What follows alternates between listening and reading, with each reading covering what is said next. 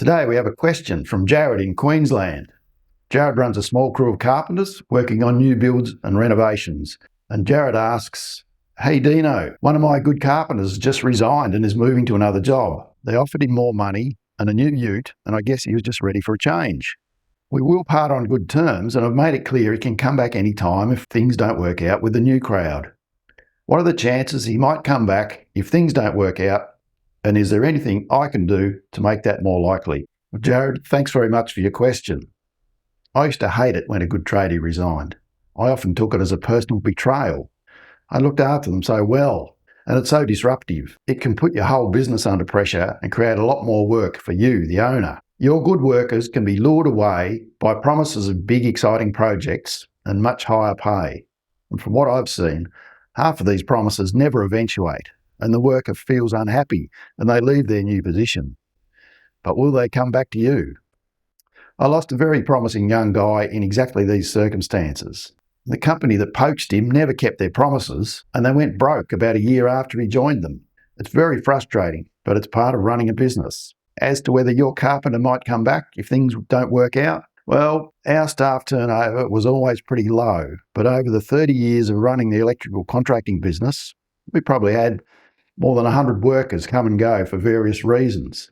And I can only think of 2 occasions where an employee who resigned came back to work for us later. Both times it was a number of years and a few different employers in between before they came back. And one of those guys didn't work out because he'd picked up quite a few bad habits in his time away from us. So that's only a 2% strike rate and a success rate of 1% of former employees returning. I had a few tradies who left tell me I was the best boss they ever had. So why didn't they ever come back? I don't know for sure, but I suspect that when someone resigns a position, they're doing it because the new position seems like an improvement, an upgrade, a step up the ladder. Going back to a previous role could be like admitting failure.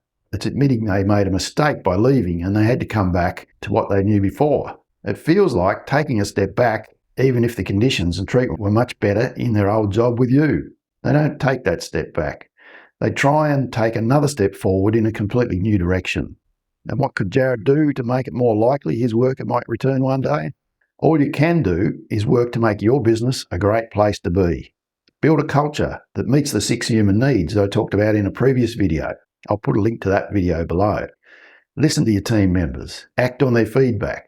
Give them interesting work and manage the business in a professional way that gives them financial security and a sense of belonging. You should strive to be the best boss they ever had. But unfortunately, that's no guarantee that they're locked in.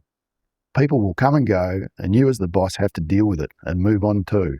Accept the new reality and work with the cards you've been dealt. What do you think? Does this fit with your own experience? Let me know in the comments.